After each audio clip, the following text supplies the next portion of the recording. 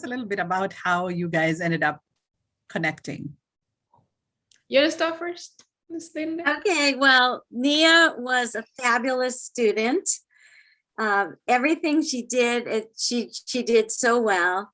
And she was in both my speech and my theater arts class. She really stood out with everything that she did. And she was also very brave to do that in terms of, you know, just really it for any student, it would be hard. A lot of students really are afraid of speaking, and she probably can talk about her progress, but she really did a great job. And I remember a lot of her presentations and things like that. And she really spoke from the heart. She won a big award when she was a 9th grader. And I really was sad to see her go. She was only in my class for a short period of time, but I'll just remember her as an excellent student and really a wonderful heart too. Nia, do you mind telling us what that experience was like in Linda's classroom?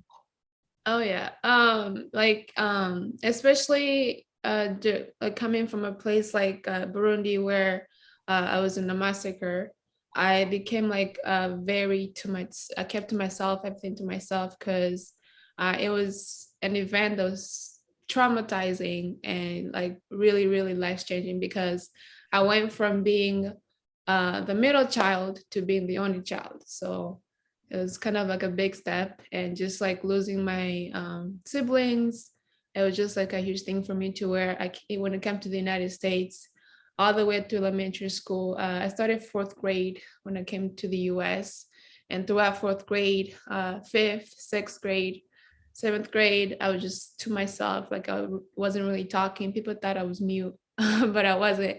I just didn't want to open up or just talk or anything. I was just like in my own world. And I feel like Linda's class, which was theater class, it really helped me open up and just kind of be myself, to where I remember I did a monologue and a performance as well. So the performance, she told us to pick an artist and to where you can lip sync the song in the class, and just like also dress up as the artist or something like that. And I remember during that performance, I dressed up as this African singer. Her name is Anastasia. She does a lot of gospel music, and I lip sync to that song. I remember just feeling free and just like myself. First of all, I wore kitenge, which is like part of my culture, just like, you know, fabric. I just felt like during the performance, I felt like myself. I felt free. I just felt like I was on top of the world. I just felt like I was having fun. And during the monologue, which was, what was it called again? My grandmother thinks I'm beautiful. Yeah, my grandma thinks I'm beautiful. Like I remember, like I did cry during that monologue, but to me, it was like I just felt like that crying moment was a moment for me to just like let out some of just that anger that I kept in my heart. And it gave me an excuse to cry, because I wasn't really used to crying, and that monologue gave me a part during the monologue where I could actually cry, not just like for the monologue, but for myself. And I feel like her class kind of made me open up and start talking to my fellow students and just be myself. And even after her class, after junior high, I continued with theater in high school, and even in college, I'm a theater major. So I kind of have to like, you know, thank her for that, because she kind of just taught me to be myself and to not be afraid to cry, not be afraid to just be myself, and not just have to act like an adult when I don't have to act like an adult. Like I can be a kid. I can, you know, sing, I can dance, I can cry in a monologue, I can do whatever I want. I don't have to keep to myself. So yeah, that's what I remember. Wow. So I know that you and your family, actually just you and your parents, are the ones who survived the Gatumba massacre that happened in Burundi, for those who may not know. And you went from being, how many kids were there? How many were your siblings? My mom, she lost she lost 2 kids before the massacre, and then she lost 2 more after the massacre. Oh my And so during the massacre, there was 3 of us. There was my older brother, and then there was me, and then there was my younger sister. So I just went from being like the middle child to like being the adult.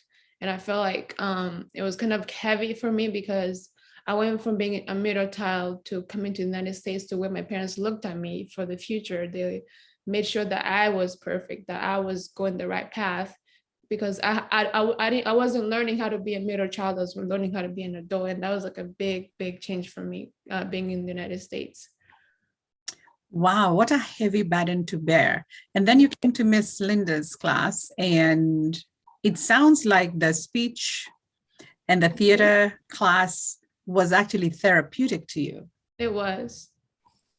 And so part of that healing, and I don't think Linda knew this before we started having this conversation. I didn't know that, and I'm very moved by it. And I must say that it if I can get it out, that's the most important thing in my life is to make a difference. And that's what we all should be doing, no matter how fancy your occupation is. You need to make a difference in the world. And it doesn't have to be, something where you're famous or anything like that. It can be little things that happen along the way that you help other people. And you might not even know about it. So that's a good philosophy message, pretty heavy. But I'm so happy for you. And I'm so happy that you're doing well now, Nia. I'm really proud of you. And I'm sure your family is too. And I'll fast forward to December of 2019 when you guys reconnected again when we were having the holiday stories from around the world.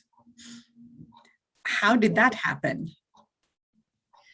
Well, when I saw her, I was like, oh my gosh, this is because I think, did you come to me first or did I come to you? I feel like you. I was in the audience. Yeah. And you were, it was a very moving speech. I mean, it was pretty serious. And then probably after, the serious part, and then you felt maybe a little more comfortable in whatever you were saying.